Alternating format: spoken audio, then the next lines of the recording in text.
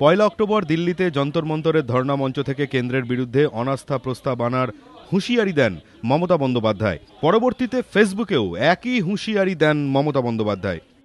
एक गवर्नमेंट का खिलाफ में आप लोग आवाज उठाइए और मुलायम जी अगर चाहते हैं और सारे पॉलिटिकल पार्टी चाहते हैं तो हमारा पार्टी पार्लियामेंट का टाइम में हम भी चाहते हैं एक गवर्नमेंट ना रहे जो जनता का हित में काम नहीं करता है।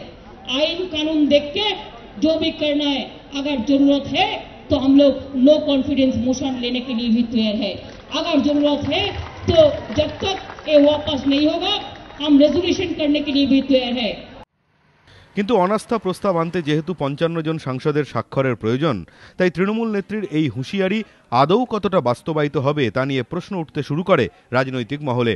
এই পরিস্থিতিতে মমতার প্রয়োজন ছিল বাইরের কোনো দলের সমর্থনের, যাতে অনাস্থা প্রস্তাব আনার জন্য প্রয়োজনীয় সংখ্যক সাংসদ জোগাড় করা যায়। এই প্রেক্ষাপটেই এবার মমতা বন্দ্যোপাধ্যায়ের পাশে দাঁড়ানোর কথা জানালো বিজেপি। একটি সর্বভারতীয় বেসরকারি টেলিভিশন চ্যানেলকে দেওয়া সাক্ষাৎকারে বিজেপি সভাপতি নীতিন গডকরি বলেছেন, মমতা বন্দ্যোপাধ্যায় কেন্দ্রীয় সরকারের বিরুদ্ধে অনাস্থা প্রস্তাব আনলে বিজেপি ১০০% সমর্থন করবে। তবে বিজেপি সভাপতি সমর্থনের প্রতিশ্রুতি দিলেও অনাস্থা প্রস্তাব এনে কেন্দ্রীয় সরকারকে ফেলতে হলে মমতা বন্দ্যোপাধ্যায়ের আরও দলের সমর্থন প্রয়োজন। এখনও পর্যন্ত সমাজবাদী পার্টি ও বহুজন সমাজ পার্টি বাইরে থেকে ইউপিএকে সমর্থন করে চলেছে।